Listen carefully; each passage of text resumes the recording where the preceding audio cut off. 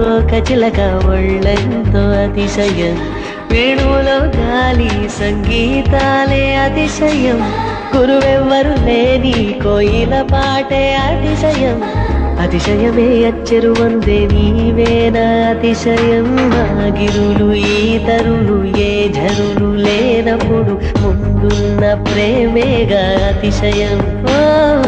16 ప్రయాణ పర్వంలో అందరికీ పుట్టేటి ప్రేమేగా అతిశయం.